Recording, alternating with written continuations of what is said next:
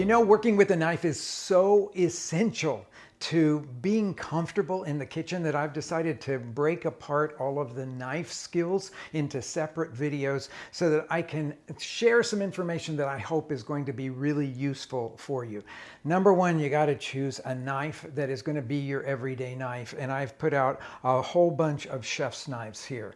Now, some of them may look really large to you because these three over here are ones that I would use if I'm working in a professional kitchen or we're going to have a big party and I'm cooking for 40 or 50 people, something like that. For my everyday cooking, these two chef's knives are the ones that I reach for the most.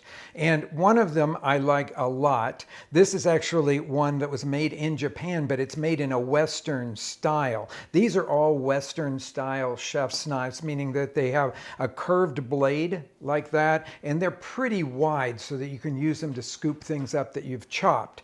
This particular one has a really nice balance, and you might want to check this out if you're going to purchase a new knife. This was really nice because the blade weighs the same as the handle, and so I know that it's not going to be pulling on me. Other knives here are very heavily weighted toward the blade, and I will say that doesn't bother me very much, but it certainly takes a little bit of a toll. Now, this is a different kind of chef's knife, and it is actually made in a Japanese style.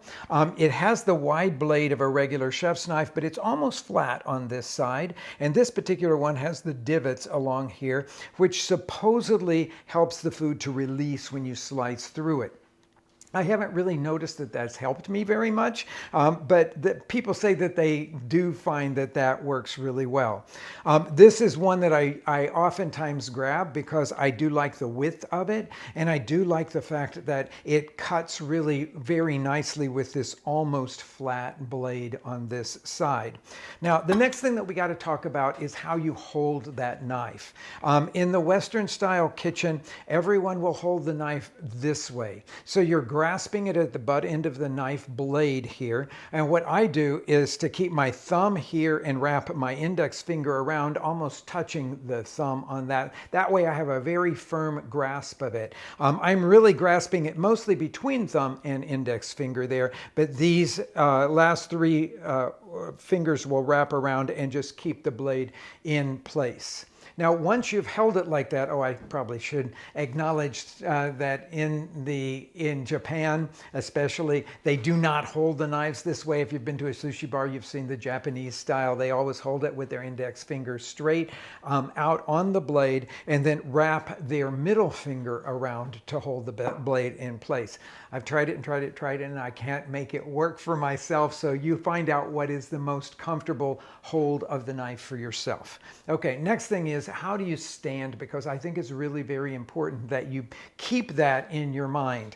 Number one, you need to stand up straight with your shoulder blades down your back. Okay, that is going to be the least tiring for you.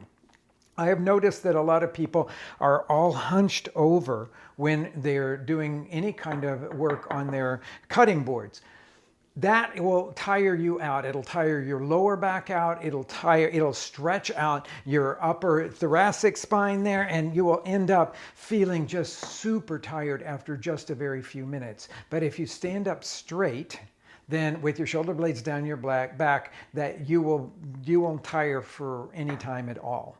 Second thing is that I've noticed a whole lot of people, when they're trying to learn to hold the knife right, and their non-dominant hand, for me, that's my left hand, when they're trying to hold it, they flare out their arms like that.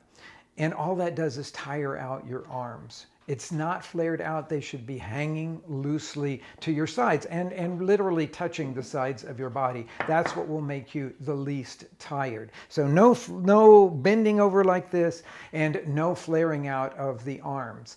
The non-dominant hand, my left hand, always has to be curved under. And as soon as you can learn this in your bones so that you always are holding that hand curved under, then the less likely you will be to be hunched over your cutting board, because you know that you're never going to cut yourself, because you're always using that middle knuckle and the knife blade in close proximity so that you can be cutting chopping things, mincing things, and you always know exactly where your fingers are because they're all curved under. One thing that you do have to keep in mind is don't let this little finger sneak out. That is a problem that I've seen over and over, and that will set you up for cutting your little fingers. Just keep all of your fingers and your thumb all curved under all the time.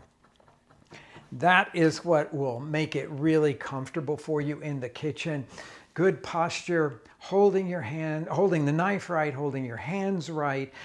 That will make cooking into a pleasurable experience for you, not something that you have to fight against thinking, oh, I've got all that chopping to do.